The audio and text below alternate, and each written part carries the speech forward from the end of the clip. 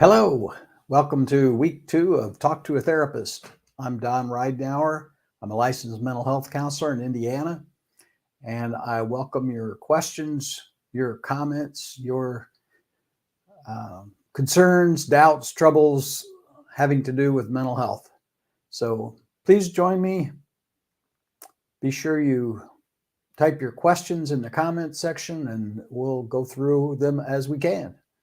So looking forward to talking with you. Been trying to think about issues that clients have brought to me recently. And I think the obvious ones are family problems, marriage problems, family problems. How do you get along with people? Why can't I get what I want? There are a lot of reasons for that. As many reasons as there are people. As I explained or reminded a person earlier this week, it's really difficult to find a person that is a good match for you, for anyone.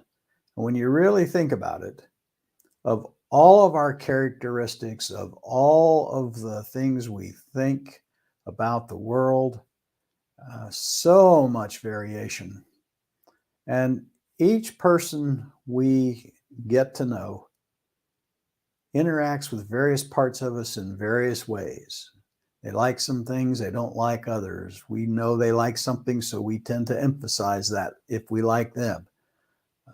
And so we become more like we think they want us to be, and they do the same thing. And with all of that going on, it's a miracle that we actually find somebody that we're really a good match with, that we can communicate well with, and that we're just always glad to be around them. Now, it does happen. It does happen, absolutely. I don't see those people because they don't have the kind of problems that bring people to see me. But with the other people, I have had success with just teaching communication skills in marriage. And when I say communication skills, I don't just, some of it's very mechanical, teaching communication skills. The one that makes the most difference, it seems to me, is when I will have one person say something meaningful to them that they want to tell the other person, and then I won't let the spouse respond until they can say back directly what the person said to them, what their spouse actually said to them. Once the spouse says, yes, that's what I said, then the other can respond to it. And before the other can respond, or I'm sorry, after the other responds, the spouse cannot say anything, comment on it, make a response in any way except to repeat what their spouse said to them. And once the spouse agrees that they're repeating back what they intended, then we can have another response. Now, that's slow, it's mechanical, and makes an incredible difference because it's pretty amazing the miscommunications that happen between people. And so people find that exercise very useful, very helpful. So I highly recommend it. It's worked a lot. Now, there are many, many other communication exercises, but the echoing one, if you want to call it that, is one that I have just found very useful. There's another one that I learned as a family therapist doing in-home family therapy for CPS, Child Protective Services client families. And that is just appreciations. And by that, I mean a structured process of each person in the family giving each other person a true appreciation. I really appreciate that you go to work every day and come home having worked so hard for all of us. That's an example. I really appreciate that you are so happy all the time. I really appreciate that you make sure everybody's got what they need every morning. Those kind of appreciations. Each member of the family gives each other member one appreciation. Depending on the size of the family, sometimes we'll do 3. And then they repeat that at least once a week.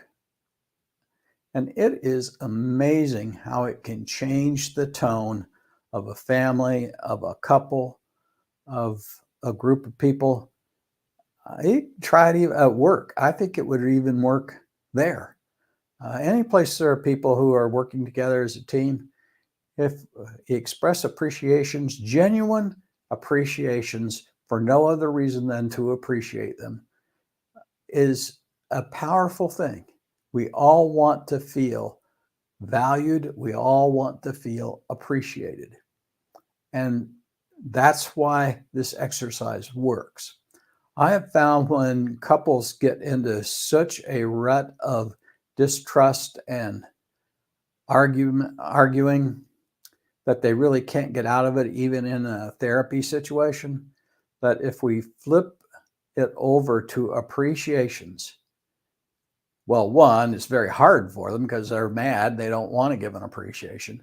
But when I really push and push and push, and they finally do, and they begin to do it, it begins to unfreeze this Cold War that's going on, or occasionally a hot war that's going on, and can make some difference. I have seen it truly change families, and as part of a process.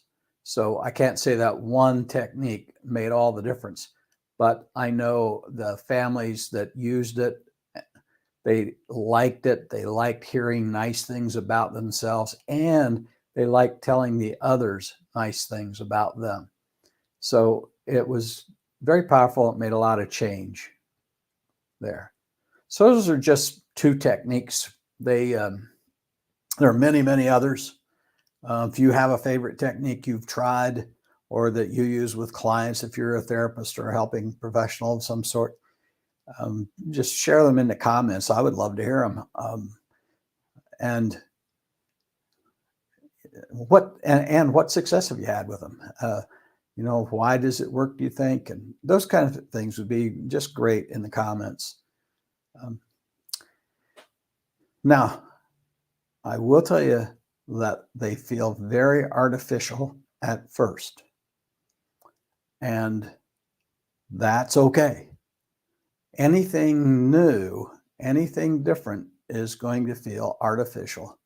It's going to feel forced. But how else are people going to change if they don't do something different? You cannot do the same thing over and over and over and expect the same result. And you all know the meme about that and the saying supposedly attributed to Einstein. But it's true. How are you going to get a different result by doing the same thing over and over again? It just won't ever get you there. So you got to do something different. And whatever you decide to do different is going to feel strange at first. And you have to really stick with it for a while to see if it even helps. After a while, if it doesn't help, okay, that didn't help. Let's try something different and try something else new that will feel odd and strange. Another approach is using the 5 love languages. Most of you are probably familiar with that. Lots of it available everywhere. Many, many therapists use that approach. And I have used it. I have had couples take the test. We determined their primary channels for communicating love and receiving love. And I then give them exercises to use their partner's primary love language to give them messages of love every day. When they do that, again, it feels very artificial, but it's pretty striking. It's very striking, the impact it has on that person when the spouse of however many years is suddenly communicating with them on the language that they most feel genuine love. Again, very difficult to stay at it, but it feels pretty good, pretty fast. That helps people stay on it. Other people, it is just such a foreign language. And I tell people, this is learning a foreign language. This is not the way you are used to communicating. And that's why it feels so weird. But this is your partner's language. And so you're learning their language. And the practice of it and particular ways of doing that is all takes time, takes someone who knows what they're doing, and can be really helpful. All of that material is copyrighted, and so I'm not going to introduce any of it here. I will try to remember to leave a link so that you can find it, but it's an easy internet search. Man, it comes up in a hurry. And so just look for the original materials.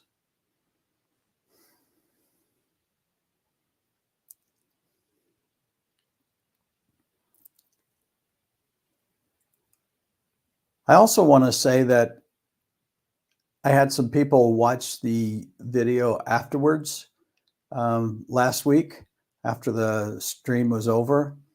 And I honestly didn't realize that YouTube automatically made the original broadcast available.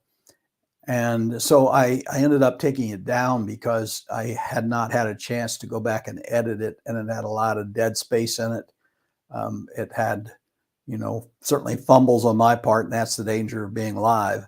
And so I didn't really want that to stay up there. I will get it edited and I'll put it back up. I hope the people who watched it did find it valuable, and I apologize to them for not having gotten it cleaned up right away. I'll get the same thing done with this one as well. So whatever comments you have, please enter them. In fact, let me just double check. I use StreamYard. This is not an ad. They don't pay me.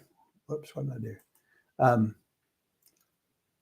I use StreamYard as the program to do, let's see. Yep, it's live now. This may cause a problem when I go live with it.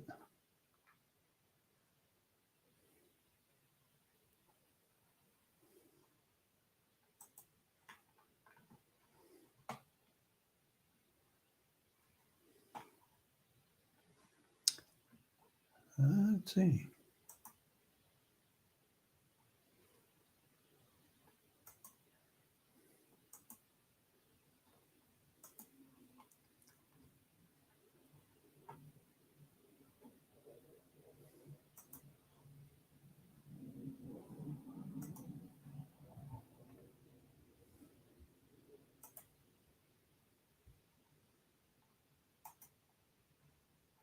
Yeah, that's not the way to get in there. Okay. Let me try it a different way here.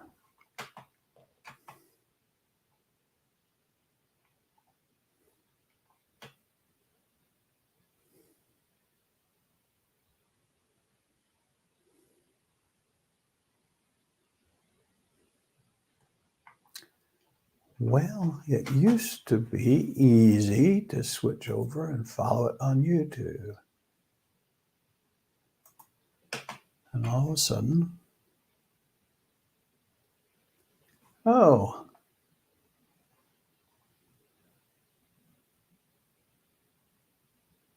Well, thank you, Lisa. I just had a nice comment from Lisa saying thank you for doing these. And that she and the kids enjoy watching them. Well, I really appreciate that.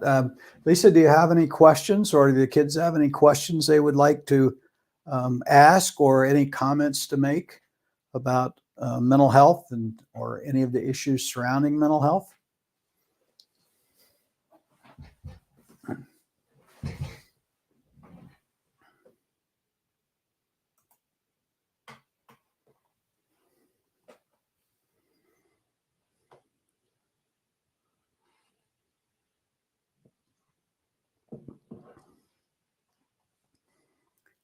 And if you don't, that's fine.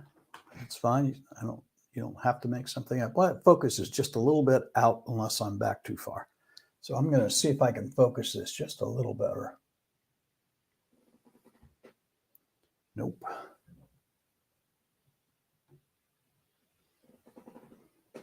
I probably should just leave it alone. Okay.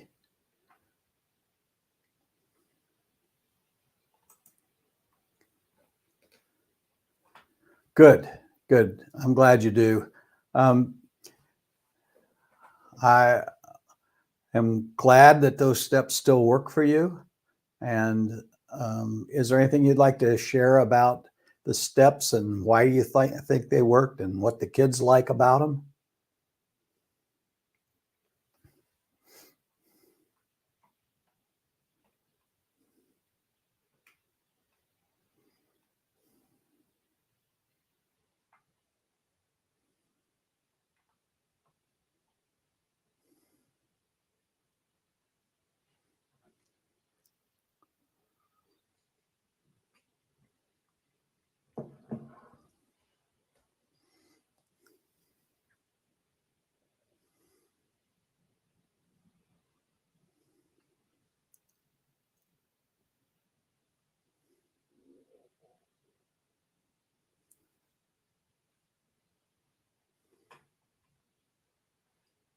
It is so cool to have someone I know post comments like that and messages like that. I just really appreciate hearing the feedback and that finding out some things were helpful to people. So that's really cool, and I really appreciate it.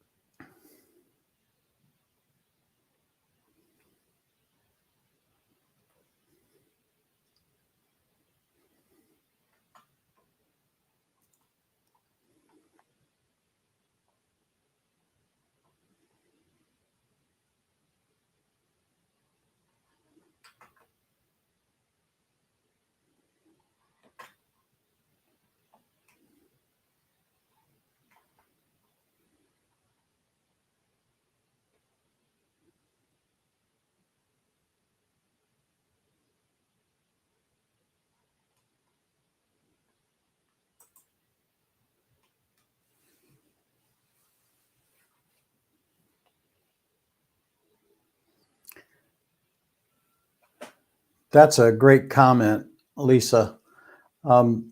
She's referring to a technique that was, again, a part of a particular approach in family therapy that where you put out a timeline from birth through current age.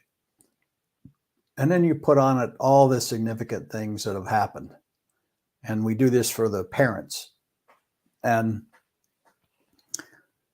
it's interesting to see how people reflect on the major events in their life from various steps in their their own timeline. So, for instance, we'd start the timeline at birth, and then go up through like elementary school, and then up through maybe high school, teenage years, and then early teens, late teens, young adults, and then adults, depending on their age, and the various things that have happened.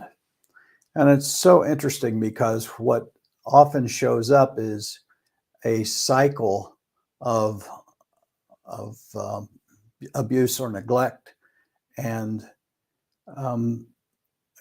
it helps both the therapist and the person we're working with understand what got them to where they are now, and what changes can they then make to move forward without taking that with them. And it's very powerful, and I'm glad you found that useful, Lisa. And I'm censoring what I'm saying because I want to make sure I don't violate any confidentiality issues, because I certainly respect your privacy. So, and besides that, my memory's crappy, so I'll probably say it wrong anyway. But various kinds of things can be just events. Maybe you were a military kid and you moved 14 times while you were between the ages of 4 and 18 and never had a chance to make friends. Or every time you got close to somebody, you were uprooted and left, and you just don't believe relationships are ever going to last. And so everything's temporary. You don't trust people to be there long term, and those kind of things. Or the opposite, you just long so much for close personal relationships that you overtrust and allow people to exploit that need. So it can go wrong either direction. But in the middle is that sweet spot where you learn to trust, develop a stable life where you're not moving all the time, where you are really able to build some stability, a schedule that you can rely on, that you can be helpful. So yeah, really can be very helpful. And Lisa just added another note on that they just made a new timeline because of a new trauma from having a house burned down. And I'm so sorry to hear that. That's really rough, tough thing to go through. And hopefully nobody was hurt, and it's just things, but it's still things, and we have attachments to all those things. So really tough to go through, and I wish you the best with all of that. And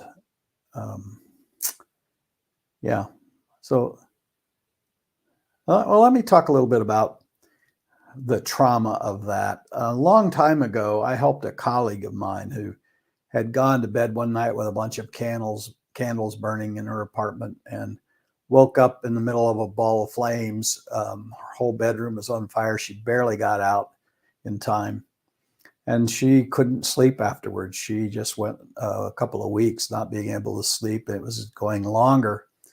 And so she asked me for some help, and I spent some time with her, helping her understand that she actually learned to trust during that process, because she woke up in time to save herself, because nobody else was going to. And that came from within her.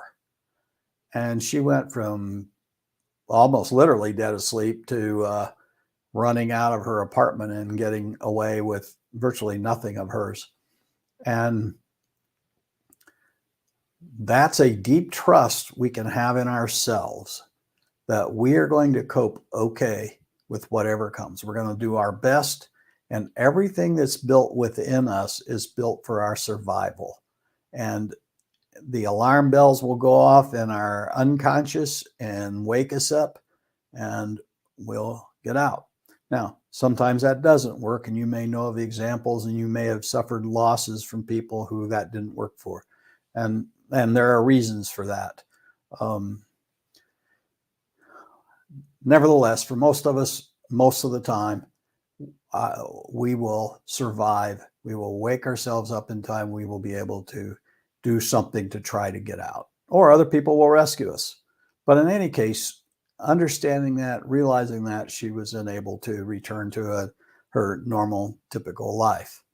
And so that's one way to deal with the trauma, is to prevent it from overgeneralizing to every house she's ever going to live in and every night she's ever going to sleep, when it was just one night in a long life.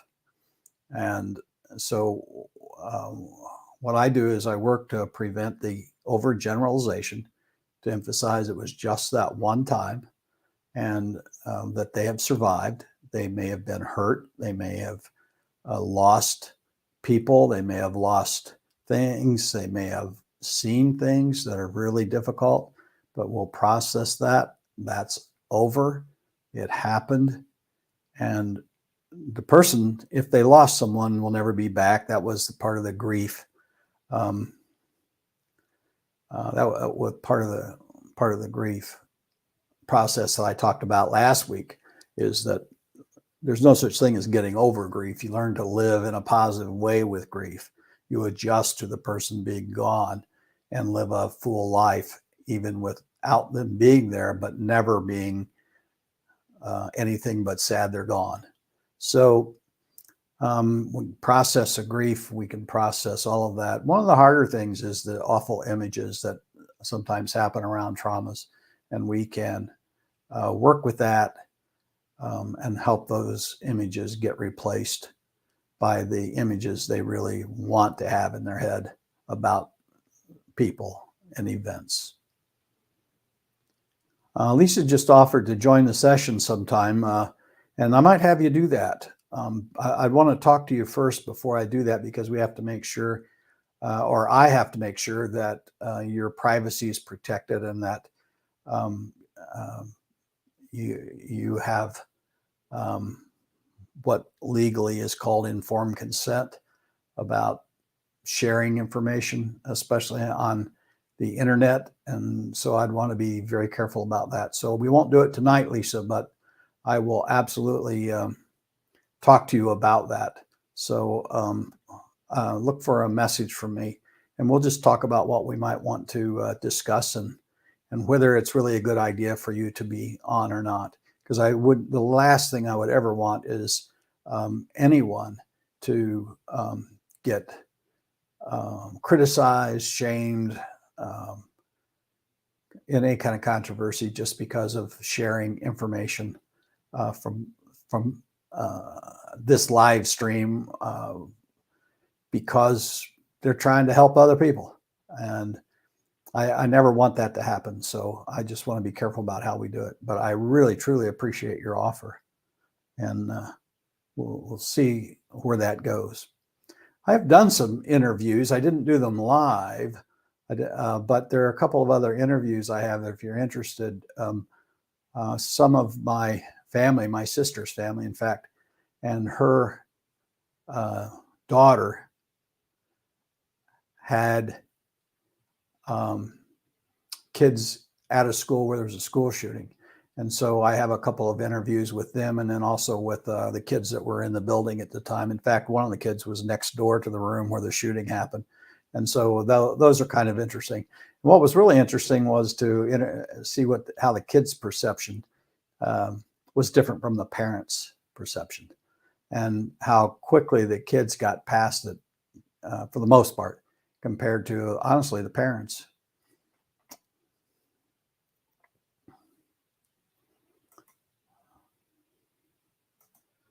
So I'll make sure it is. Lisa, she's asking if my email's on here. My email is don@donridenourhypnotherapist.com.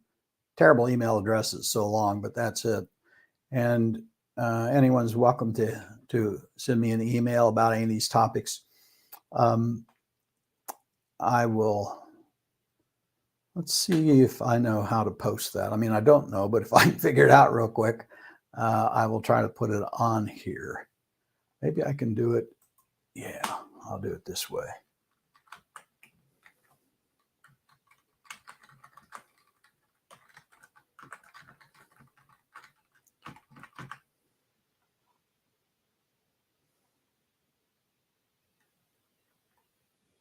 Gosh, I even spelled it right. Okay, so there's my email address. Feel free to drop me an email. Appreciate it.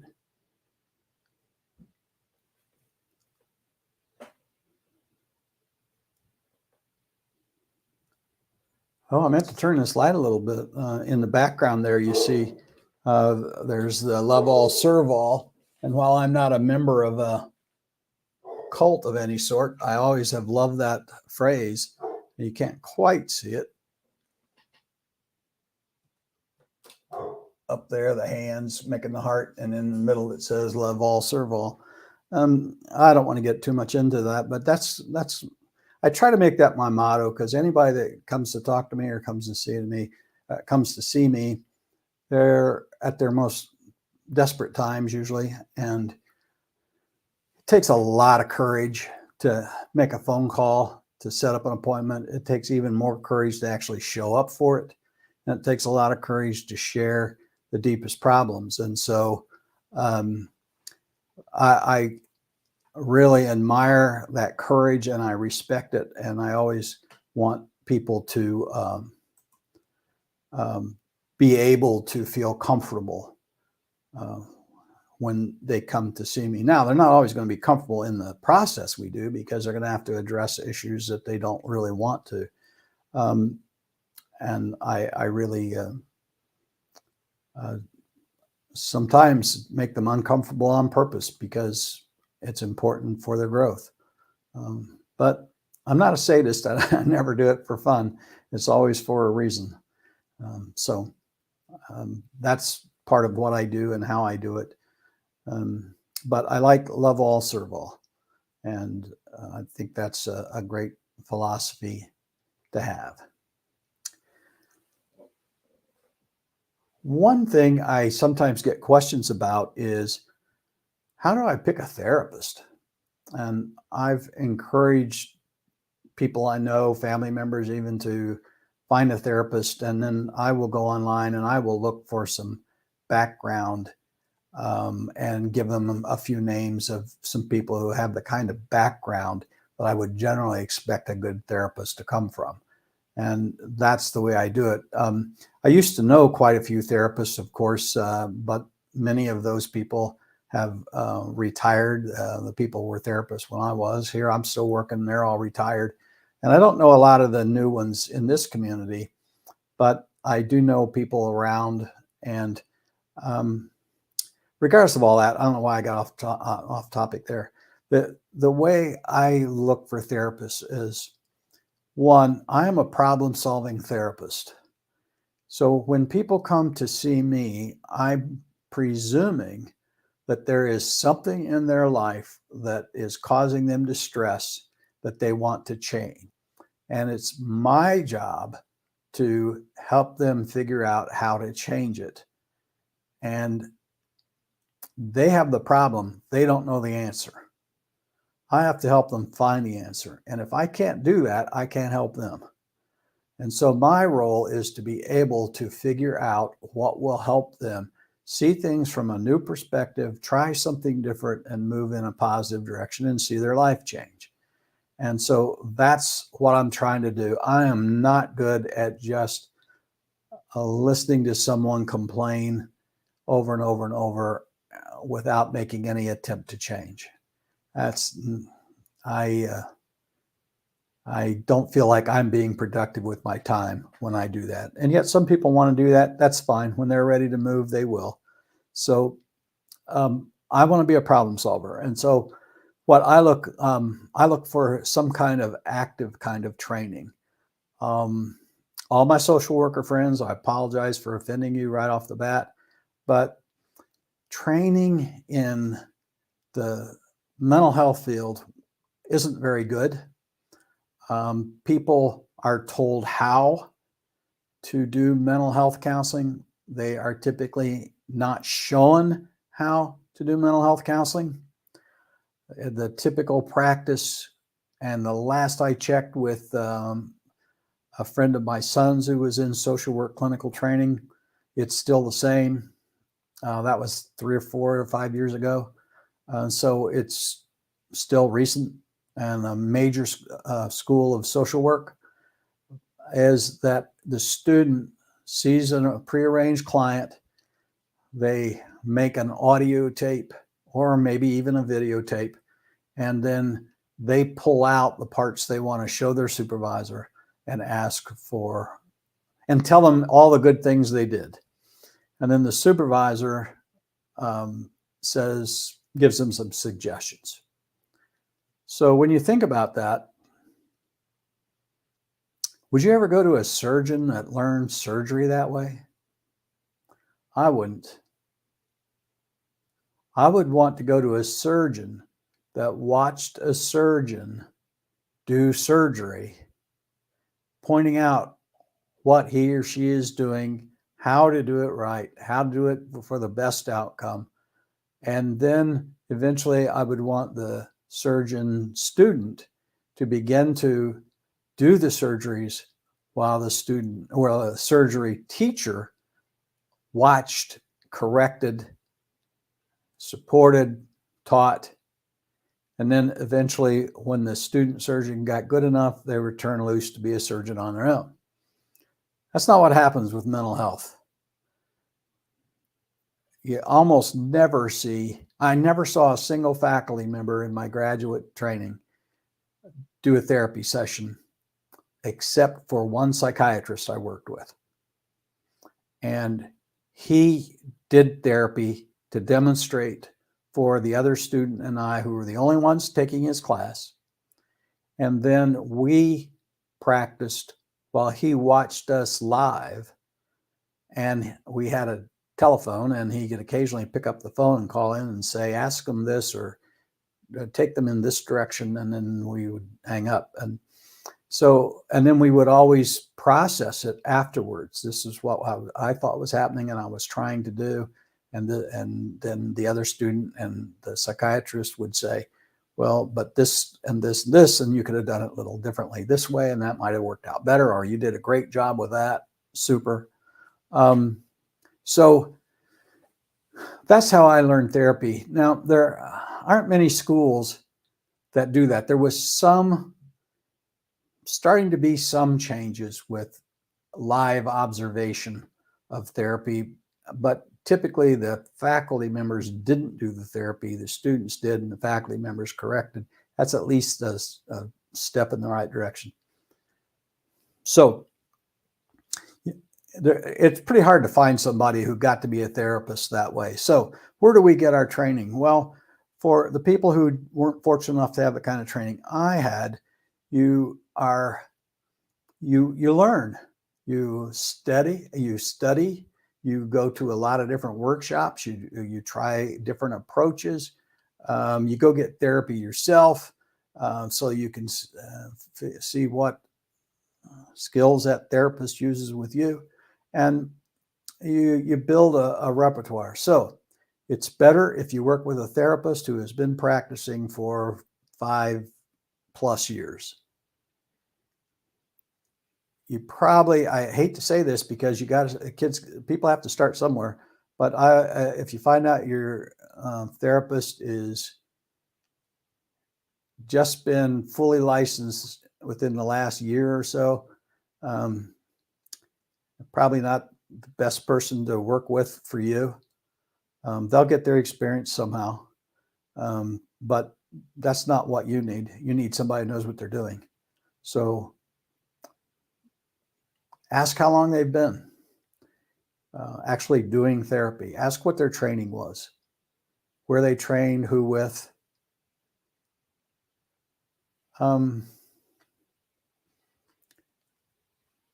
Ask them how much experience they have with the particular kind of problem you're having. Someone comes in to see me and they say, oh, what's one I'm not good at? They come into me and say, I have ADHD and I need to know all about ADHD. I'm not the guy for that. There are other people that are specialists in that area.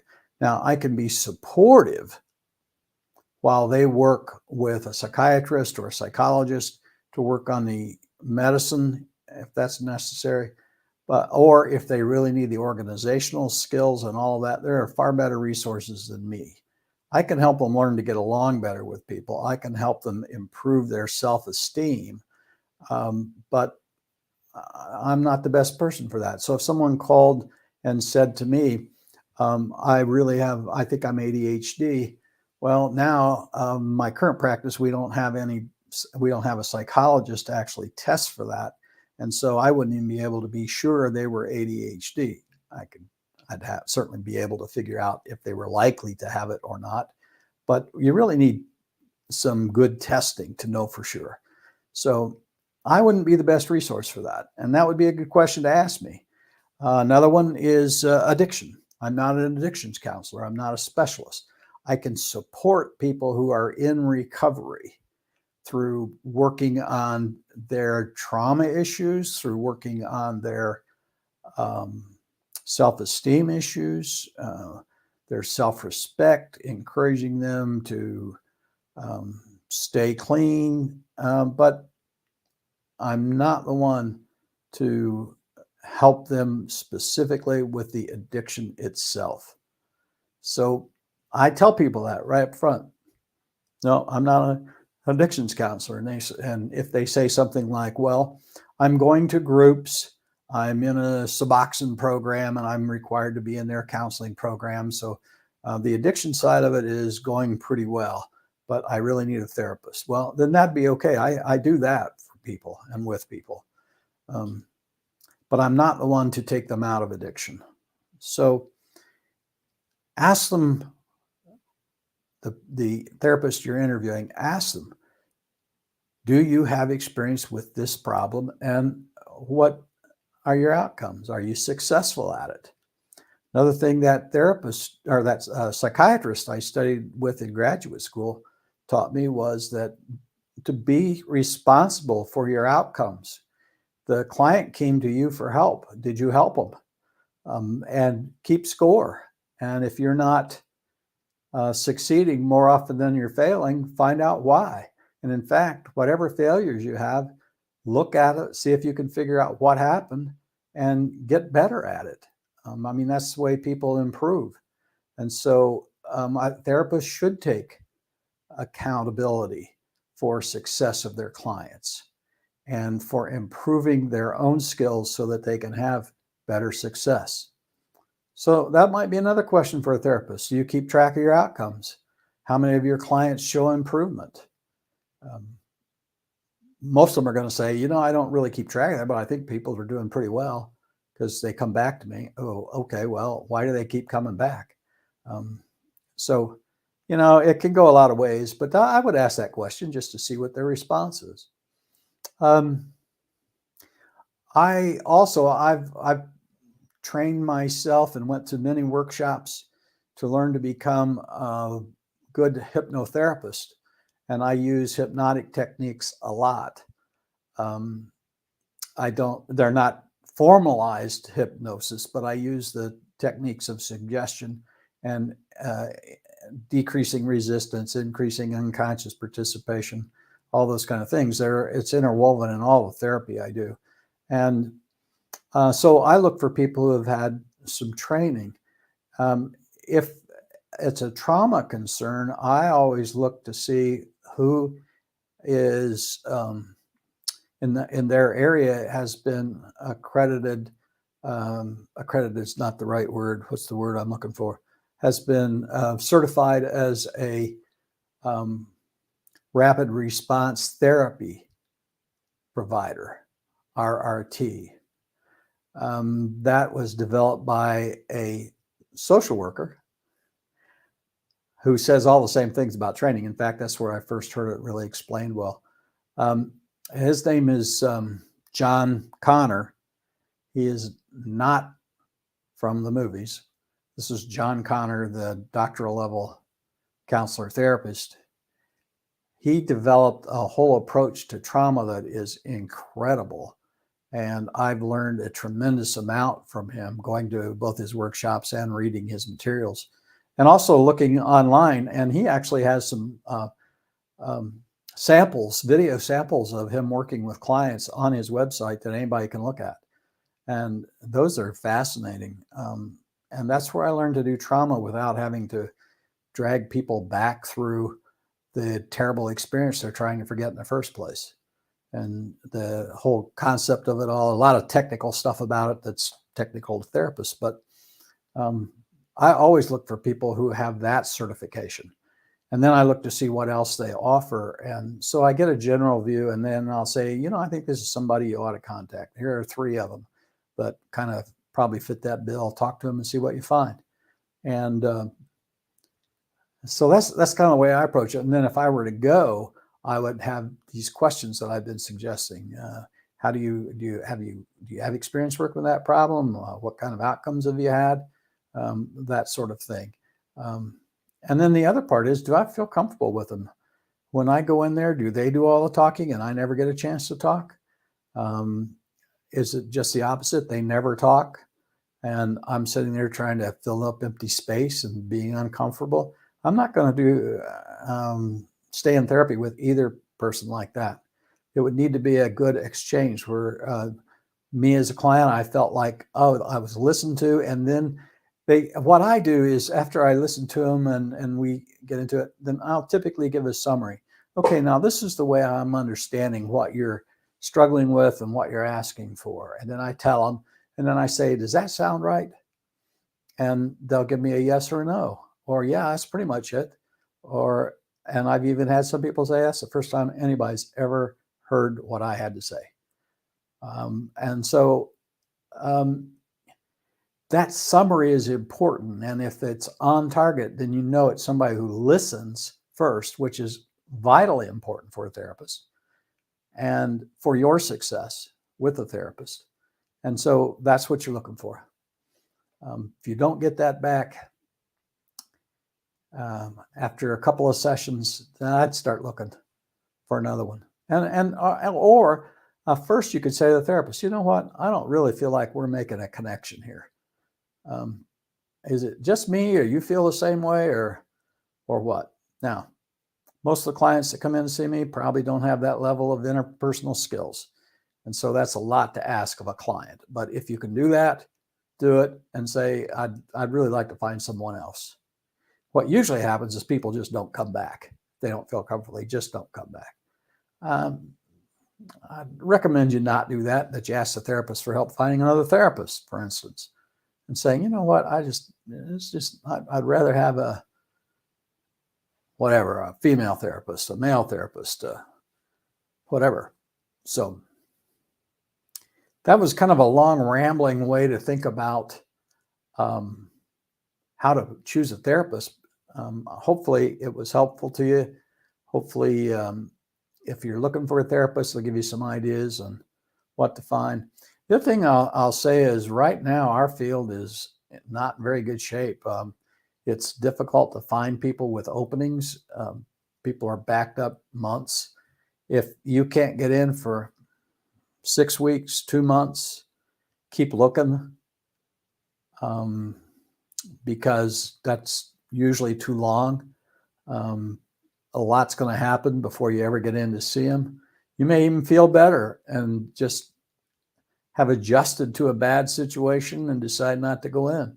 And that would be too bad. The other part is once you get in, how often can they see you?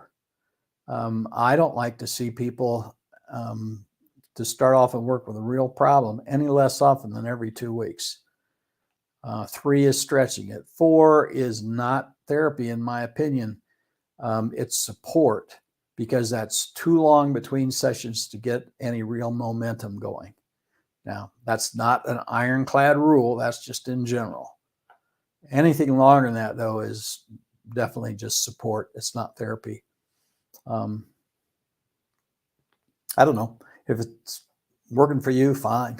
But it's not the way I like to work. I want to make sure that anybody I bring into my practice, I can see as often as they need to be seen and as frequently as they need to be seen. And so I don't want my practice overloaded with a long waiting list or long times between seeing people. Now, I do have quite a few people that are really in a supportive situation where they've made major changes and they just want to be able to come in and talk about what's happened and how they're continuing to move forward, get some encouragement, get some ideas from time to time. I have no problem with that. I think that's great. I see quite a few people monthly for that, and sometimes even every couple of months. So they find it helpful. It's fine with me because it's their way of staying on track with the changes we made, and that's a good thing and a good use of time. So, any other questions anybody has? Lisa, once again, I really appreciate your kind comments and you contacting and getting on the live stream tonight. It's good to hear from you. I hope you're all doing very well. Let's see. Well, I've been going about just over 50 minutes. And that's after doing 6 counseling sessions today. So my voice is starting to feel a little strained. So I think, unless there's another question up right away, that I'm going to call it done for tonight. And then we'll go ahead, and of course, week 3 is next Wednesday night, and we'll just keep going. Tell people that it's happening. Tell people that you got some ideas out of it, and it's nothing else. It's some entertainment for the evening, and so anyway, share, bring people back with you. Appreciate you very much, and all my best to you. Thank you. Bye.